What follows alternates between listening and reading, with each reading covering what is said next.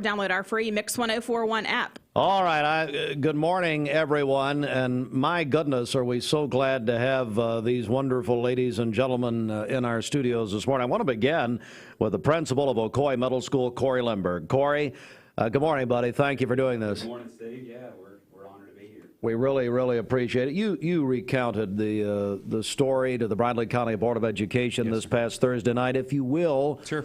Recap a little bit about what happened. Sure. So on the first Friday of school, I can't even remember the date now, but whatever the first Friday, the half day of school or the quarter day of school or whatever we call that, the half day of school, we had a student medical emergency in one of our hallways right at dismissal time.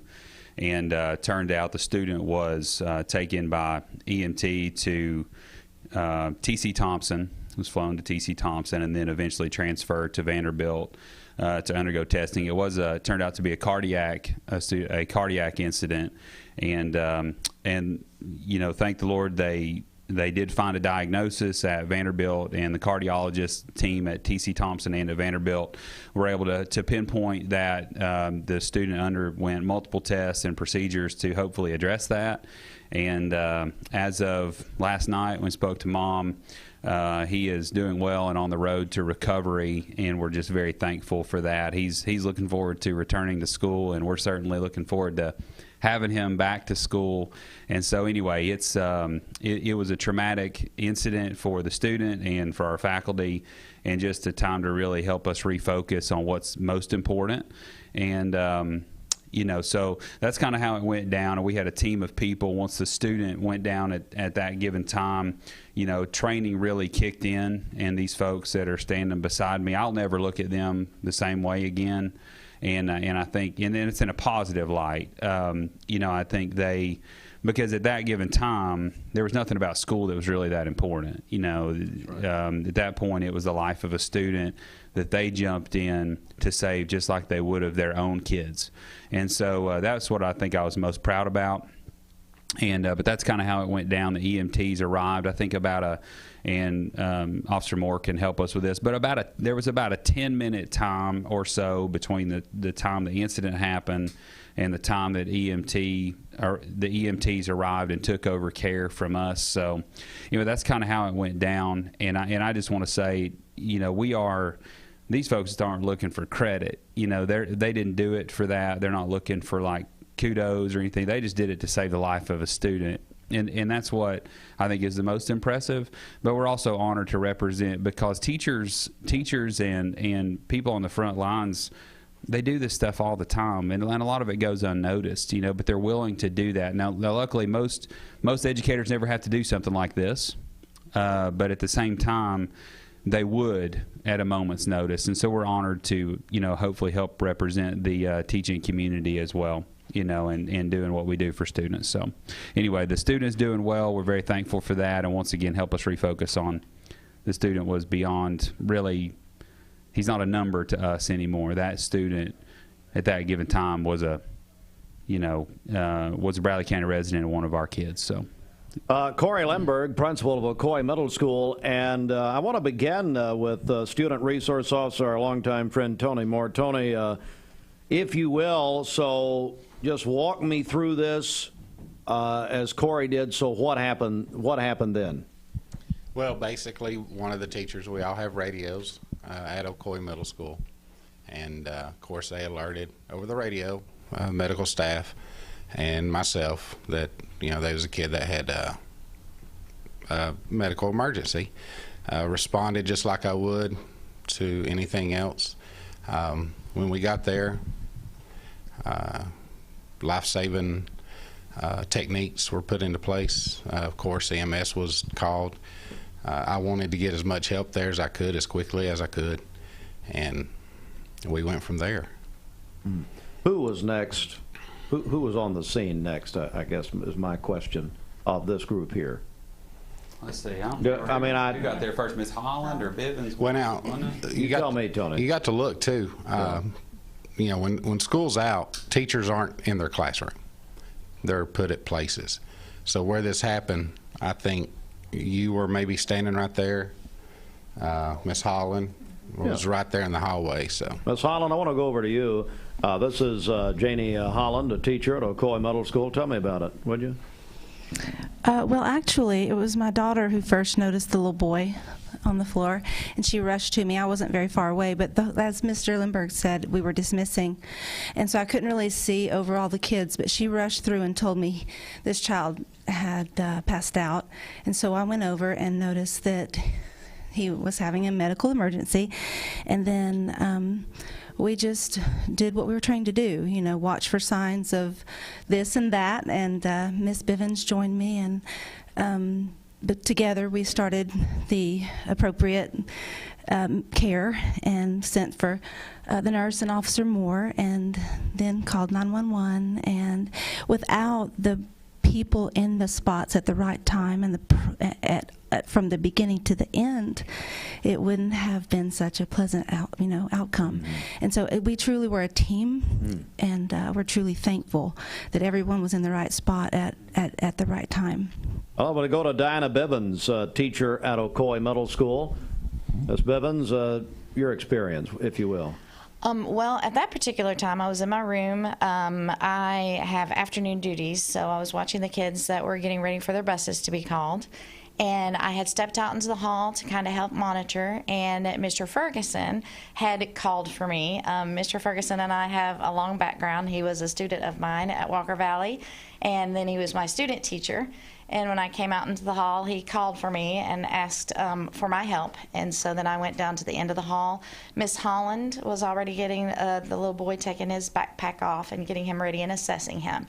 And that's when we started taking care of him at that point. All right, Spencer Ferguson, your thoughts.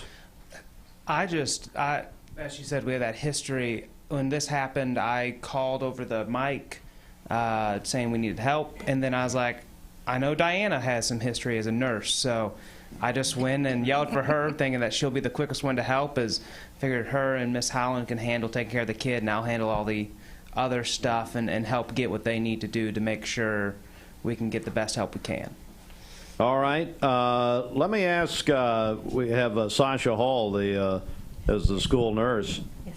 Tell me, as a nurse, as a medical professional, what do you make of this team's response to this situation? Well, I'm very proud of all of them. Like I said, they did everything that we have trained to do. Like when I got the call that we had a student with a medical emergency, I immediately, because I was in the office, I immediately headed down to where the student was, and they were already assessing him, getting him out of the way. Because we had students, it was right at dismissal, so they were already moving him into a safe location and doing everything that they were trained to do. And then, of course, emergency techniques were taken over, and just everybody knew their role and did it very well. And I was very proud of them on the way that they handled the situation.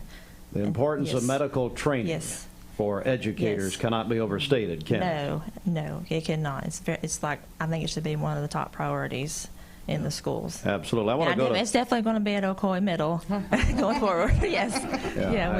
We're getting ready to do some CPR training, AED training with probably most of all of our faculty and staff would be trained, CPR trained and AED trained. We have a lot of school listeners who listen and watch about this time, so I think you're speaking to a lot of people. Jodi, Cofer, tell me about your experience. Well, I guess I was probably the last one to come up because he was actually in my classroom. He had just left. And so another teacher had come down the steps and said, I think one of yours is upstairs. Well, I'm just assuming scared, nervous. He was just lost his way. So when I got up there, Officer Moore and the nurse were just doing what they're supposed to be doing, and I just ran to him and just started talking to him, just letting him know a familiar face was there because he had just left and we had just met, and just kept encouraging him and just talking to him. So he was actually had just come from your classroom. He had been with me, yes. Wow. Mm-hmm. Megan Golden, I'd love to hear your experience. Just pick your mic. So I actually have yet to meet the student. I was outside doing some traffic duty on that Church Street side of campus. I had my walkie, and I wouldn't happen to usually be there. But first day, Dr. Limberg didn't mention our traffic situation. You know, construction, we were not looking forward to dismissal on this day for lots of reasons. In general, we don't.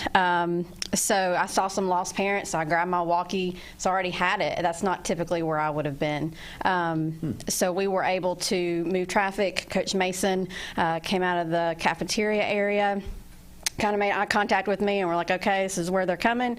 And so we started moving parents and directing. And I just really want to thank kind of the community and the parents. We had community members being routed because of construction into our traffic at that time as well. And so I appreciate them and just doing what we asked them to do. I'm the smallest one up here, so I kind of had to look real big and act real big to make sure everybody got where they needed to go. But we were all in the right place at the right time for sure. Absolutely. And I want to, Jacob Mason is actually one of ours. Jacob moonlights as a football announcer on Walker Valley broadcast for our Fiesta 99.1. Jacob, tell me about it, buddy. Yeah, so I heard the call over the radio. My classroom's not very far from where the incident happened, and soon after I walked up and called 911. Shouted for them to get an AD very quickly. Officer Moore and Nurse Sasha were there, and then talked to Dr. Limberg about where the EMS team and the police officers should pull up. So we got out into the parking lot. That's where I met with Miss Golden, and that's probably the fastest response time I think I've personally ever seen. It was really cool to watch them pile in and take care of that young man. So we're very, very thankful for them and thankful for their service. The 7:30 Mix 104.1. We're also on Mix TV.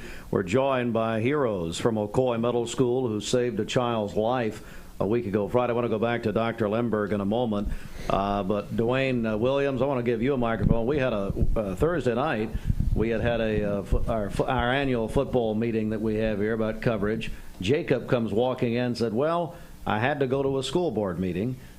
Didn't tell us why. Yeah. Did not tell us a thing about it. I had to find out from the notes that I got from Ryan Lovelace, who covered the board meeting, and I thought, man, I'd be screaming that from the rooftops. But he just came in, put his head down, and here we go. Yeah, it was amazing. He came in. We had like you said, our football meeting. Came in, and he apologized again for being a few minutes late. I asked him, if I got his meal right, because we had a meal provided for everyone that night, and he sat down and just was cool as a cucumber. But like you said, if it was somebody in radio, we'd have been hooping and hollering.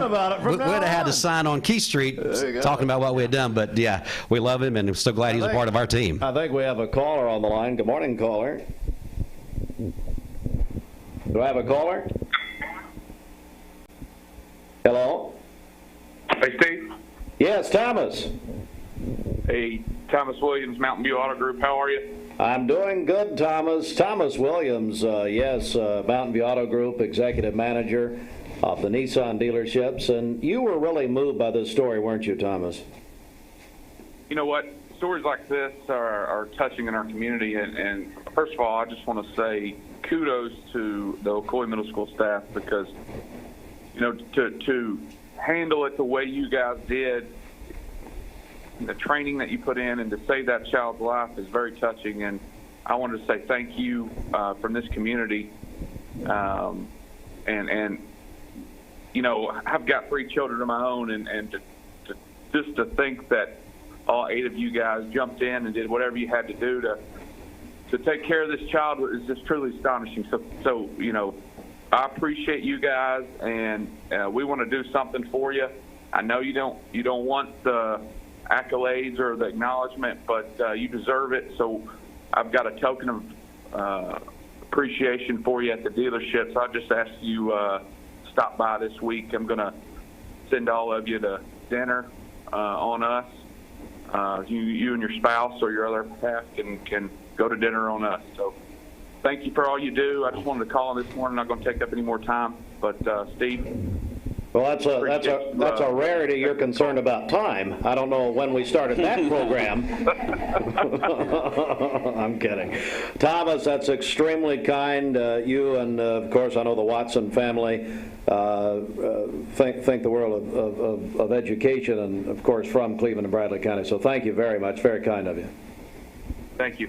Thank you, sir. Thomas Williams And also, separately, our friends from Aubree's have kicked in. They are also doing want to do a dinner for two. Randy Dustin Gill is the manager of Aubree's. I think we scrounged one up for Dr. Limberg as well. About time his wife had a good meal.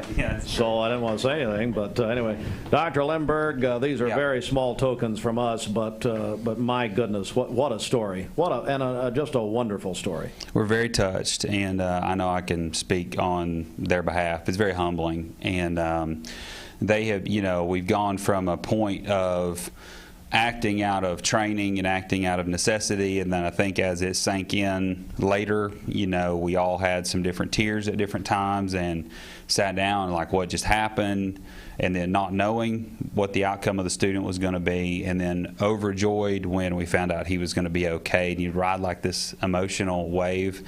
But I just want to say again, like, the importance of the training and what they did to kick in just shows you that educators aren't just, they're not book holders or lesson planners or whatever. They're not. Teachers and educators really first and foremost want to take care of kids, and it's not just at Ocoee Middle School. It's at all of our schools, and we're blessed in a community to have teachers that our own kids go to school in these systems, and our own kids, and you guys have experience with these with our school and the systems, and I just I can't say enough. The education community and just things like this where you guys are kind of wrapping your arms around these folks, and this doesn't happen everywhere, so we're very blessed, to live in this community and to be a part of Bradley County Schools. And so I just want to thank everybody for their support. The community has been amazing, and I will say we need to continue. This is my one kind of political statement. We need to continue to advocate for AEDs in these schools, and AEDs that are portable to go with our teams when they go on field trips. Tell me what that is, Corey, for us laymen. So it's a defibrillator, and I can let Sasha, if you don't care to speak to that a little bit more. From a medical standpoint, I don't want to speak out of turn, but I will say that it basically, when a student or when anybody goes into VFib, when your heart gets out of rhythm and is at a place where it can't function, it shocks to get that heart back in rhythm and get to pumping. So you want to speak a little bit about how an AED works? AED it's an automated external defibrillator, and how that works. When a deadly heart rhythm, which is a VFib, is where your heart is just quivering. It's not pumping blood, so it's just quivering. It's just sitting there, no blood is pumping. So when it's applied and when it detects that rhythm, it will give a shock to hopefully get it back into a normal rhythm where blood and flow is restored. So it's, that way it saves the heart and saves the life. Okay. Yeah. We also had Corey, we had a staff member who could not be here this morning. Yeah, they all made it. So Diana Bivens, they all made it. Diana Okay, Bivens, yeah. So we had, she lives a little further away, so they all made it. So we're all here. But thank you for giving me a chance to. I just wanted to make sure that if she wasn't able to make it, absolutely, that we gave her a shout out. Well, thank you all very much. The Bible says to give honor to whom honor is due, and you deserve a lot of honor. You saved a life. So thank you very, very much for what you did.